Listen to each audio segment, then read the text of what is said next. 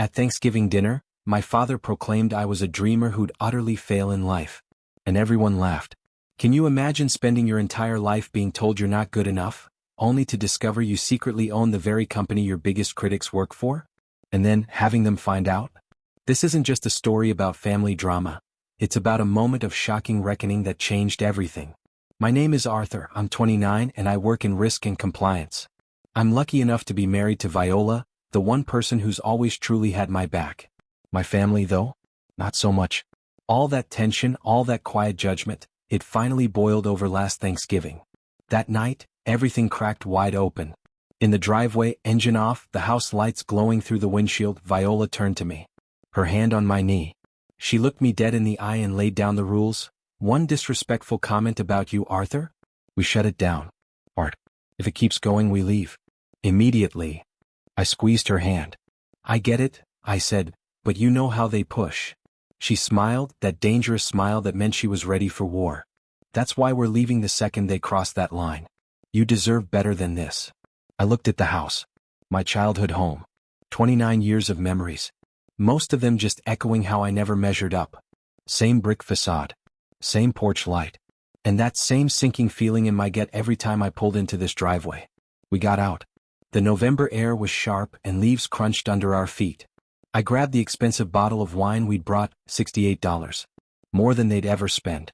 But they wouldn't notice. They never noticed the details when it came to me. Mom opened the door before we could knock. Apron on, flour on her hands, hair graying at the temples. Her eyes were tired, not from cooking, but from something deeper. Arthur, she said, giving me a quick, almost hurried hug like she was afraid someone might see.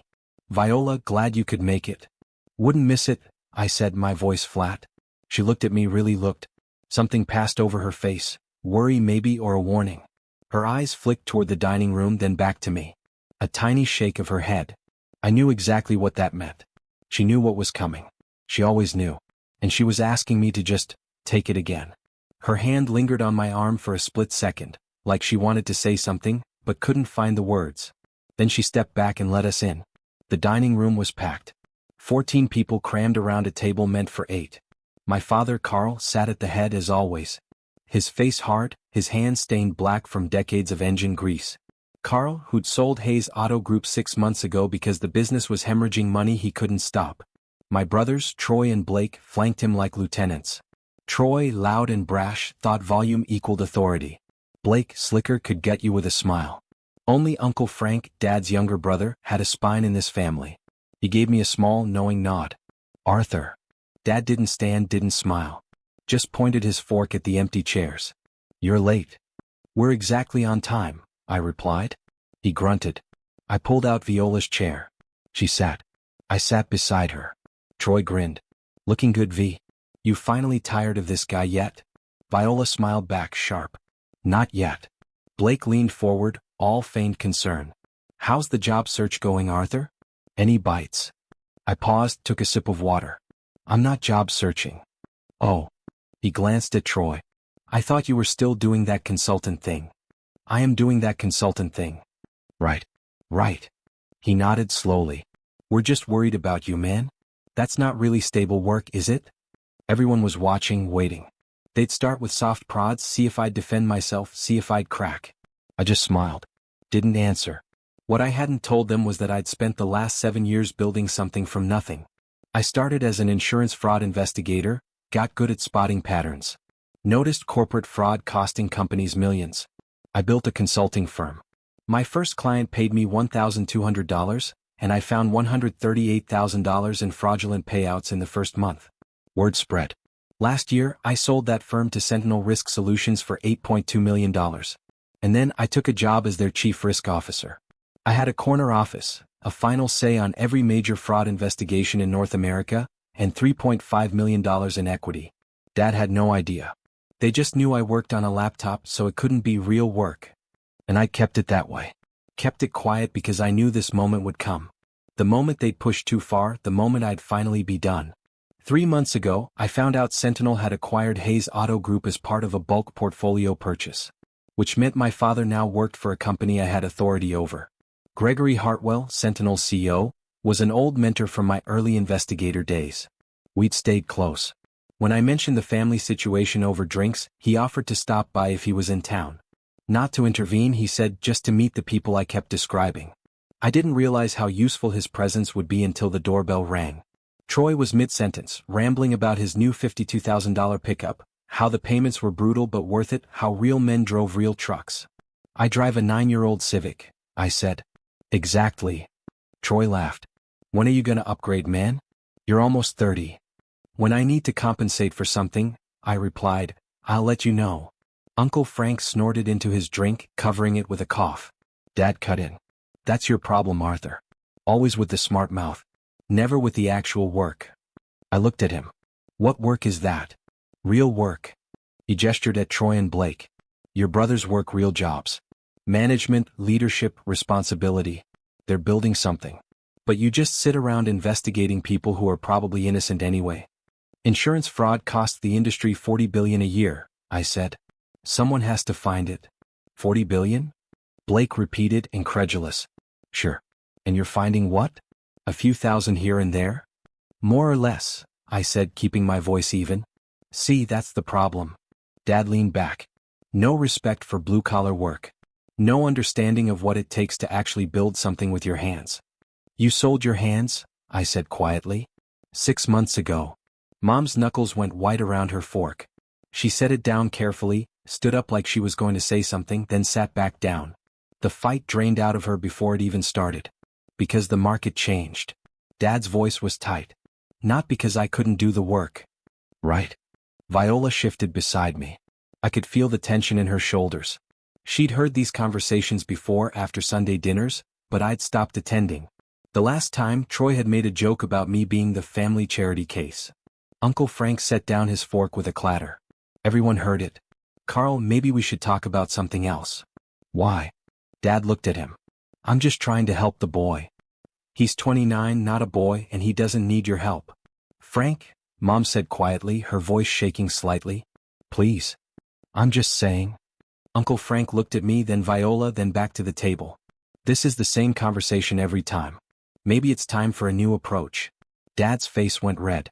You want to talk about approaches? How about you stay out of how I handle my family? I'm family too, Uncle Frank said. And I'm tired of watching this. Troy laughed. Watching what? Dad giving Arthur some life advice? Advice. Uncle Frank repeated. That what we're calling it? What would you call it? Blake asked. Bullying disguised as motivation. Uncle Frank looked at Dad. You've been doing this to him since he was a kid. Moving the goalposts. Nothing he does is ever good enough because it's not what you did. That's enough, Dad snapped. Is it though? Frank pressed. Because from where I'm sitting, this looks like the same pattern it's been for 20 years. Arthur does something. You tear it down. Your boys laugh. Everyone pretends it's normal. Viola was watching Uncle Frank like she'd found an unexpected ally. Troy stood up. You know what? I don't need this. Sit down. Dad snapped. Troy sat. Listen, Blake tried his smooth voice. We're all family here. Let's just enjoy the meal. Then stop treating Arthur like a punchline, Uncle Frank said. He can take a joke, Dad argued. Can he? Frank's voice hardened. Or is he just tired of defending himself to people who should be supporting him? I looked at Uncle Frank, truly saw him. He was the only one who'd ever done this, ever stood up and called it out. And I could see what it cost him. The way Dad was glaring, the way Troy and Blake were simmering, even Aunt Bree shaking her head. Uncle Frank was choosing integrity over peace, and they'd make him pay for it later. But right now, in this moment, he was the only real one in the room. That's when the doorbell rang. Who's that? Dad asked. I invited some colleagues, I said, checking my watch. 7:03, right on time. You invited who? People I work with. I stood. Hope that's okay, Mom. Of course, she said quickly, too quickly. Like she was relieved. There's plenty of food. I walked to the door and opened it. Gregory Hartwell stood on the porch in a charcoal suit that probably cost more than Troy's truck. 58 years old, silver hair, the kind of presence that made rooms go quiet. He carried a bottle of wine. Good evening, Arthur, Gregory said warmly. Sorry I'm late. Traffic was worse than expected. No problem at all. Come in. I led him into the dining room. Every eye tracked him like he'd walked in from another dimension. Everyone, I announced. This is Gregory Hartwell. He works with me at Sentinel Risk Solutions. Oh. Mom stood. Please sit down. We have room. Gregory extended his hand to me. Professional. Warm. Then to the table. Thanks for having me. Arthur mentioned this was a family tradition, and I happened to be in town for meetings tomorrow. Didn't want to impose, but he insisted, I said to the table. CEO of Sentinel Risk Solutions. Uncle Frank's fork clattered against his plate. Wait, Troy said slowly. Sentinel Risk, that's the company that bought Hayes Auto? Correct, I said. 6 months ago. $2.3 million acquisition, part of Sentinel's portfolio diversification into service industry assets. The color drained from Blake's face. Dad just sat there, fork frozen halfway to his mouth. Dad works for Sentinel now, I said conversationally. How's the new management treating you, by the way? Gregory caught on to the sudden drop in temperature in the room. His expression shifted from friendly to something more observant, professional. Mr. Carl Hayes, Gregory said, his voice neutral. I wasn't aware you were related to our chief risk officer. Arthur leads risk and compliance for Sentinel. He's a big reason our controls work the way they do. Dad's mouth opened, closed. No sound came out. Troy looked like he wanted to disappear. Blake's face had gone completely pale. Uncle Frank was leaning back in his chair, a faint smile playing on his lips. Blake recovered first, his voice careful. Arthur, listen. We're family, right? You understand how business works. Viola's voice cut through the air, sharp. So, are you apologizing or negotiating? Blake stopped. What? Because it sounds like you're asking for favors instead of taking accountability. She leaned forward. We're done being your punching bag and your safety net. I looked at Blake, then at Troy, then at Dad. No favors, no protection. Business is business. Family is family. And right now, I'm not sure which one you've been worse at. But your family, Troy said, desperate. That's right, Viola said. And family doesn't spend 29 years tearing each other down. Her hand found mine under the table. One squeeze. Solidarity. Tell me, Dad, I said quietly. What was that you said about real work? His mouth opened, closed. No sound came out. The man who always had something to say. Because I want to make sure I understand. Insurance fraud investigation isn't real work. Corporate risk management isn't valuable, but running an auto shop into the ground and selling it before the bottom fell out completely, that's honest labor. Arthur, Mom said quietly. No, Mom. I kept my eyes on Dad. You want to know why Hayes Auto was losing money? Sentinel does pre-acquisition audits on every portfolio company. Standard practice. Hayes Auto had compliance gaps. That's all I'm going to say at a dinner table. Troy stood up, voice loud. This is ridiculous. Sit down. Dad snapped. Troy sat. Mom's eyes were filling with tears. She looked down at her plate. Oh, I said. You thought I didn't notice that Viola didn't notice? Troy making jokes. Blake asking if she's tired of me yet. Dad not even looking at her when she speaks. You think that's normal? It's just joking around, Troy said. Is it? Yeah, man, Blake added. Don't be so sensitive.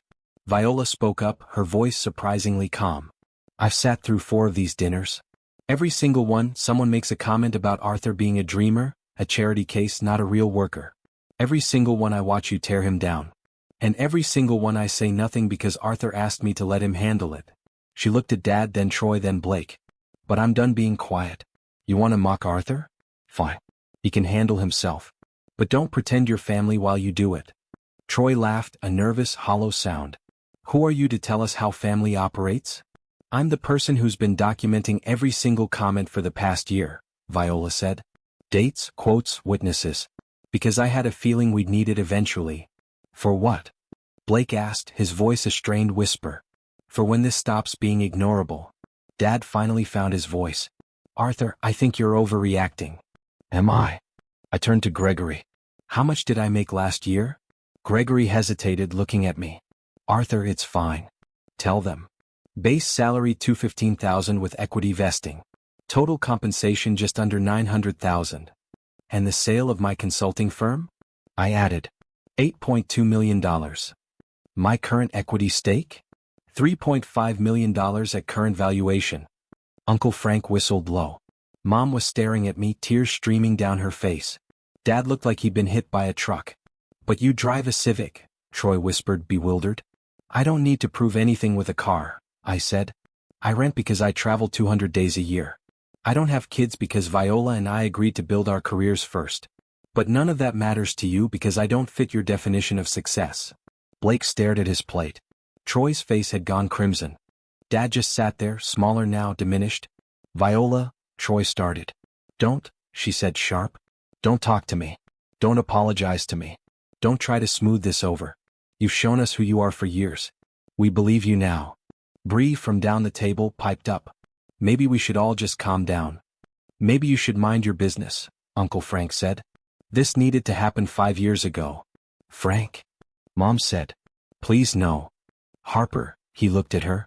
You know this is wrong. You've always known. Mom looked down, didn't respond. Her hands were shaking. Gregory stood. Arthur, I think we should go. Yeah. I stood too. Helped Viola with her chair. Mom, thanks for dinner. Everyone else, enjoy the rest of your evening. Wait. Dad stood, his voice desperate. Arthur, please. I didn't mean. Yes, you did. I cut him off. You always mean it. That's the problem. You've spent my entire life making sure I knew I wasn't enough. That nothing I did would ever be as valuable as what you did. That I was a disappointment. I wasn't. I was trying to motivate you. Motivate me? I laughed, a short, bitter sound. Dad, I sold a company for $8 million. I have decision-making authority over a portfolio worth $500 million. I make more in a year than you made in your entire career. But none of that matters because you decided when I was 12 that I'd never be a real man. Blake stood up. Arthur, come on. We're sorry. You're sorry you got caught, Viola said, her voice clear. You're sorry the CEO of my husband's company is standing in this room watching you realize how wrong you've been. But you're not sorry for the years of mockery. Viola took my hand. We walked toward the door. Arthur. Mom's voice was broken. Please don't go. I looked back. She was standing now, tears streaming, hands shaking. You knew, I said quietly. Didn't you? She didn't answer. Just stood there crying. You've known for months, since the acquisition, since you saw the paperwork and realized what I'd built. And you said nothing. You let them keep tearing me down because you were afraid of him. I was trying to protect you, she whispered. From what? My own family? She flinched. Uncle Frank stood. Arthur. He paused. I'm sorry. I should have done more. Called it out sooner. But for what it's worth, I'm proud of you. What you built, who you are. Your father's a fool and your brothers are cowards, and you deserve better than this. Thanks, Frank. We walked out. Gregory followed. Arthur, I'm sorry. I didn't realize it was that bad. It's fine, I said. It needed to happen. If there's anything I can do, if compliance finds issues at Hayes Auto, I interrupted, handle it through normal channels. No special treatment, no protection. Just standard process. Understood. He got in his Mercedes and drove away. Viola and I sat in the Civic for a long minute. Engine running, the heat starting to kick in. She looked at me. You okay? Yeah, I said, surprised at my own honesty. I think I am. That was intense. That was overdue. My mom knew for months, apparently, and said nothing. She was afraid, Viola said. Of him, I supplied. Of losing her marriage. Of making waves. I get it. Do you? I thought about it.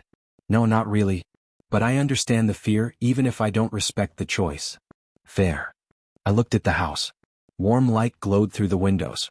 I could see shapes moving inside. Probably Dad yelling. Probably Troy and Blake defending themselves. Probably Uncle Frank telling them all exactly how they'd earned this. We drove home in silence. The call started at 6 a.m. Dad, Troy, Blake, Mom. I declined them all. Texts followed. Apologies that weren't apologies. Guilt dressed as concern.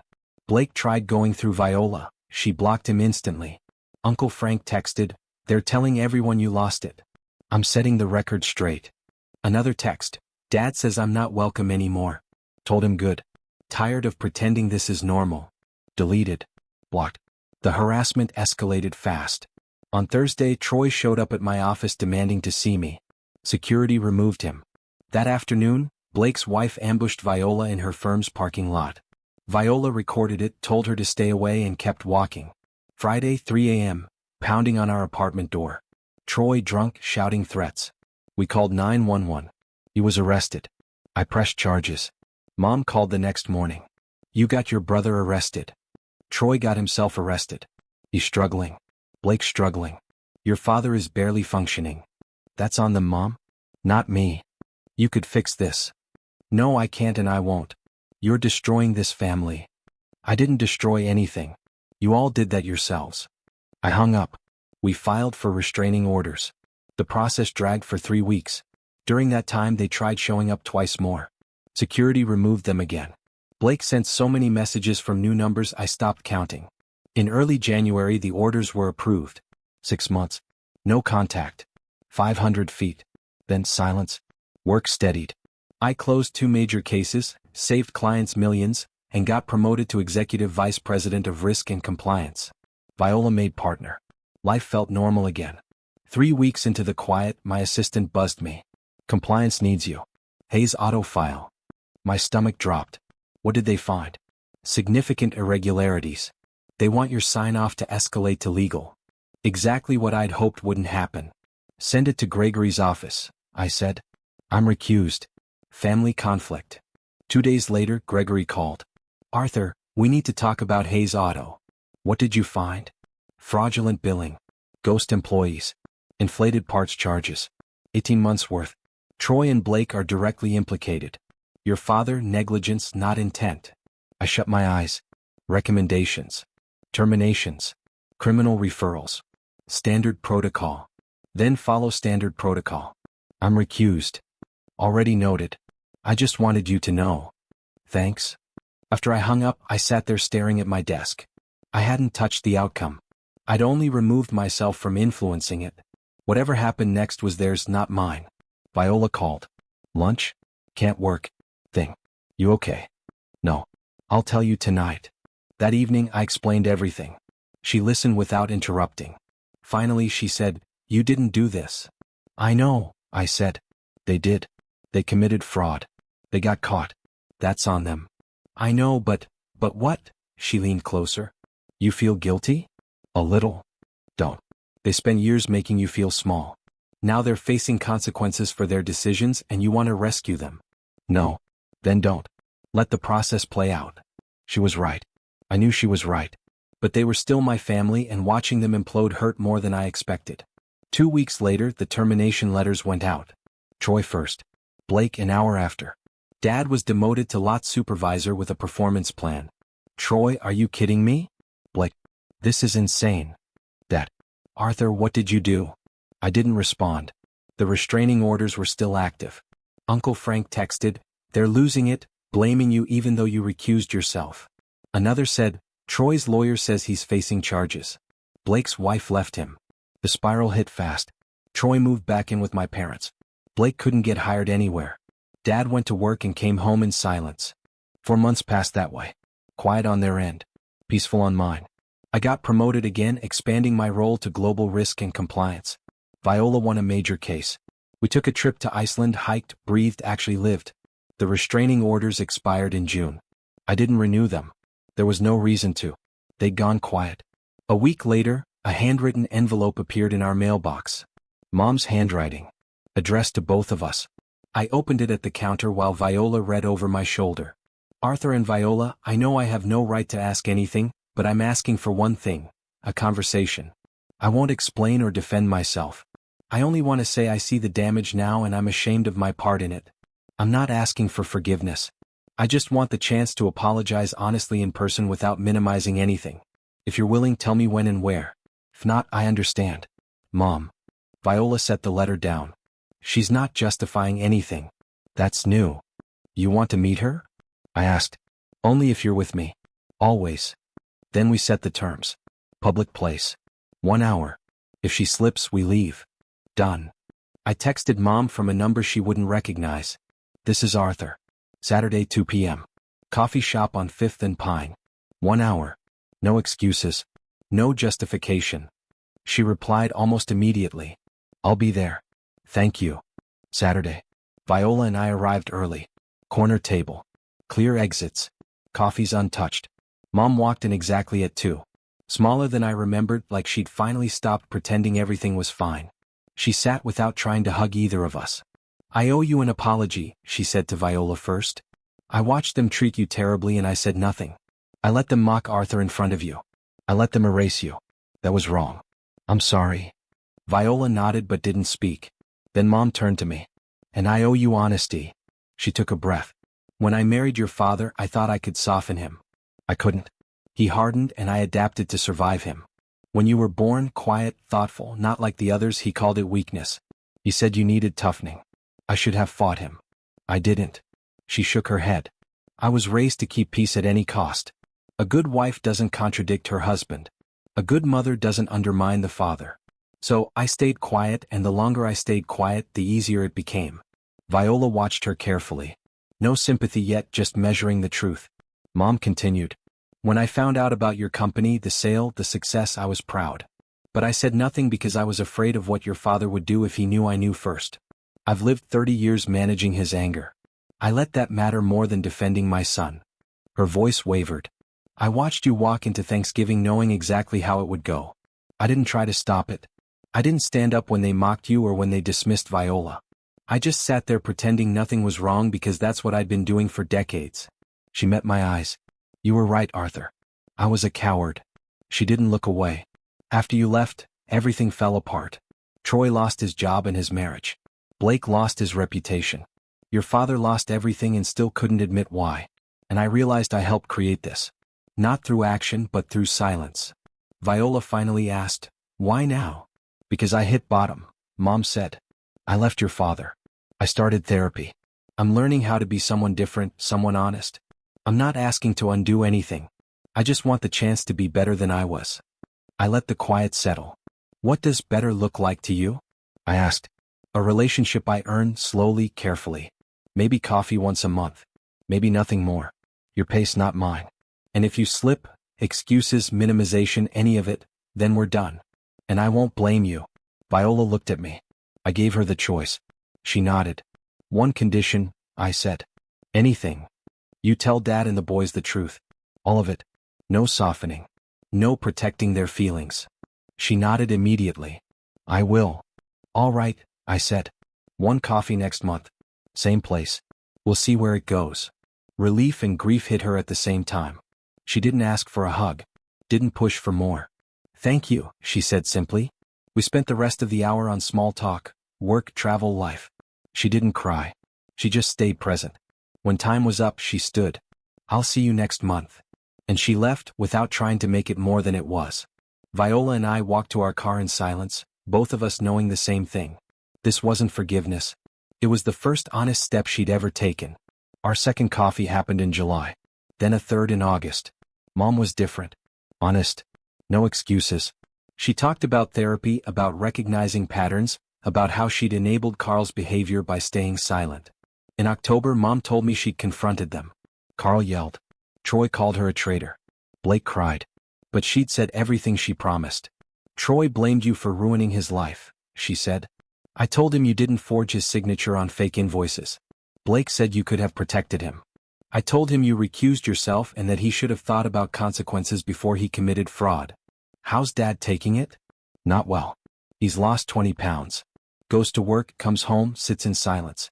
I think he's finally realizing what he destroyed, but he's too proud to admit it out loud. Think he ever will? I don't know. Maybe.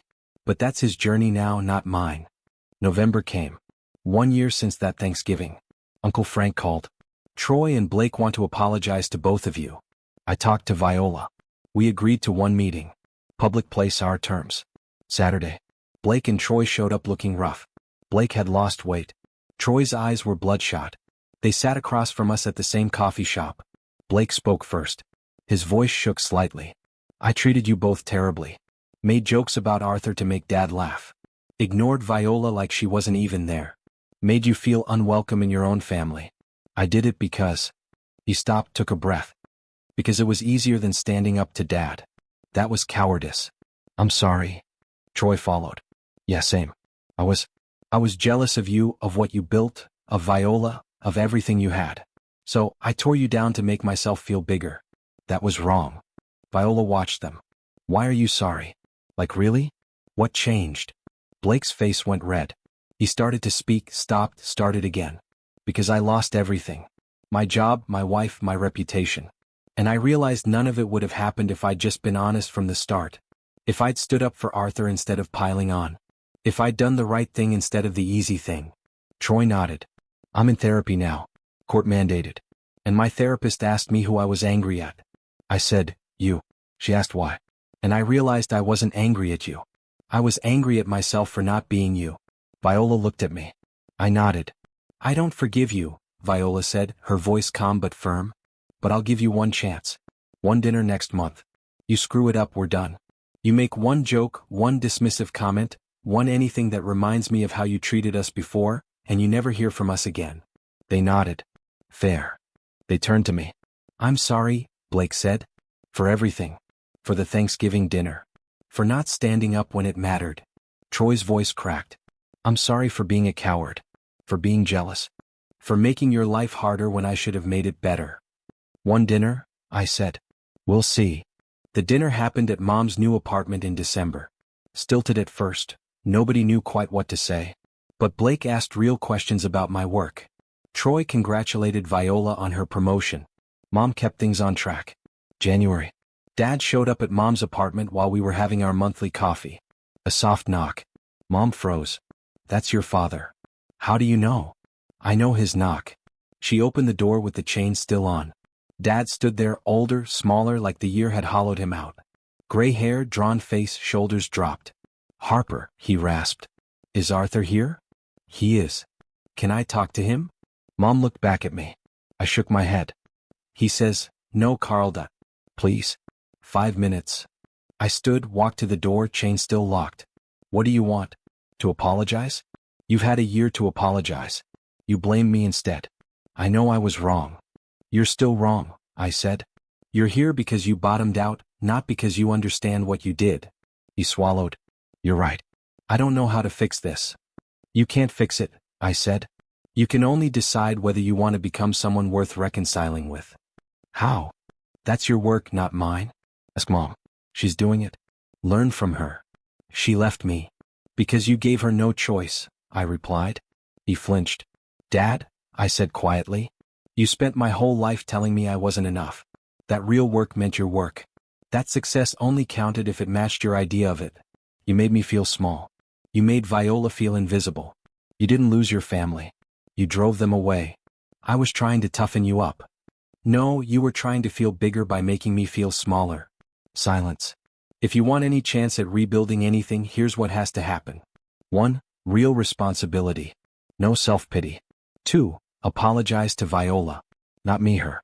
3. Stop blaming me for your son's choices. Troy and Blake committed fraud. That's on them. You enabled them. That's on you. He stood there taking it.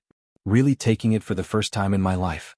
If you can do those things, I said, and prove you're different when no one's watching, then maybe we talk. Until then, stay away from me and my wife. I closed the door. Mom wiped her eyes. That was hard to watch. It was necessary. Viola touched my shoulder. You okay? Yeah, I think I am.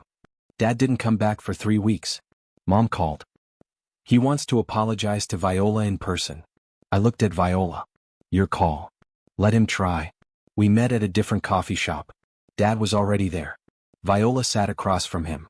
His voice shook. I treated you terribly. I let my sons do worse. You deserved respect. I gave you none. I was threatened by Arthur's success and you were part of that. It was cowardice. I'm ashamed. I don't expect forgiveness. I just needed you to hear it. Viola held his gaze, nodded once, and stood. We left. In the car, she said, better than I expected. Yeah, I replied. Doesn't change anything. No, she agreed, but it's a start. March, 16 months after that Thanksgiving. Blake found steady work. Troy started teaching automotive skills to at-risk kids. Mom kept doing the work. Frank stayed Frank. Viola got promoted. So did I. Life steadied.